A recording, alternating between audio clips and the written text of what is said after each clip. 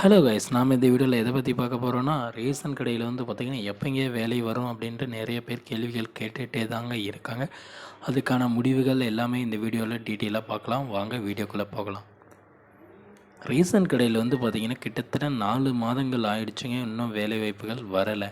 அதாவது வேலைவாய்ப்புகள் செய்திகள் எல்லாமே கொடுத்துட்டே தாங்க இருக்காங்க. பட் இன்னும் போஸ்டிங் எதையுமே போடலை. அதாவது நிறைய பேர் வந்து பார்த்திங்கன்னா மெரிட் லிஸ்ட் வெளியிட்டாங்களா, எப்போ பணி ஆர்டர் வரும் அப்படின்ற மாதிரி கேள்விகள் எல்லாமே கேட்டுகிட்டே தாங்க இருக்காங்க.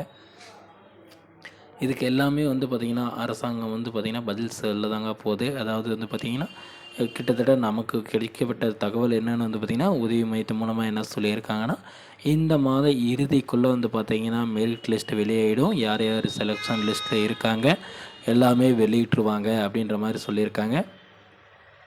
இது எல்லாமே வந்து பார்த்திங்கன்னா இன்னும் 1 நாள் இல்லை 2 நாள் எல்லாமே வெளியே சொல்லிவிடுவாங்க. யார் யார் வந்து பார்த்திங்கன்னா செலெக்ஷன் லிஸ்ட்டில் இருக்காங்க, யார் யார் வேலைக்கு போக போகிறாங்க அப்படின்ற மாதிரி எல்லாமே சொல்லிவிடுவாங்க. இது வரைக்கும் வந்து பார்த்திங்கன்னா நேரடி தேர்வுகள் எல்லாமே நடந்துகிட்டே தாங்க இருக்குது. கிட்டத்தட்ட வந்து பார்த்திங்கன்னா சென்னை, சேலம், கோயம்புத்தூர், ஈரோட்டில் வந்து பார்த்திங்கன்னா இதெல்லாம் முடிவு அடைஞ்சிட்டே இருக்குங்க. ரிசல்ட் எல்லாம் பார்த்திங்கன்னா எல்லா மாவட்டத்திலையும் ஒரே முட்டுக்காக தாங்க ரிலீஸ் பண்ணுவாங்க. ஆனால் போஸ்டிங் மட்டும் வந்து பார்த்திங்கன்னா கொஞ்சம் முன்ன பின்ன போடுவோம் அப்படின்ற மாதிரி சொல்லியிருக்காங்க. ஒவ்வொரு மாவட்டத்துக்கும் ஒரு டைமிங்கில் இப்போ அனௌன்ஸ் பண்ணுவாங்க அப்படின்ற மாதிரி தகவல்கள் எல்லாமே வெளியாகிட்டு தாங்க இருக்குது.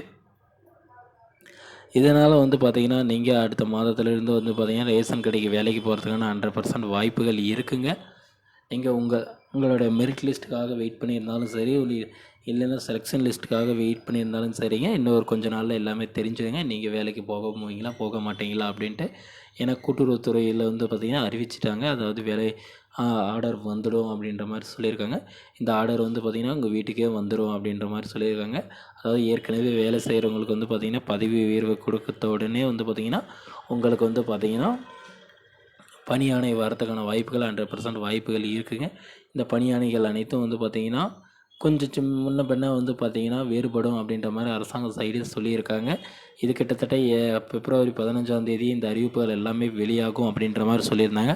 பட் சில காரணத்தால் வெளியிட முடியலை அப்படின்ற மாதிரி சொல்லியிருக்காங்க. இப்போது இந்த வந்து பார்த்திங்கன்னா இந்த மாத இறுதிக்குள்ளே வந்து பார்த்திங்கன்னா வெளியிட போகிறோம் அப்படின்ற மாதிரி சொல்லியிருக்காங்க.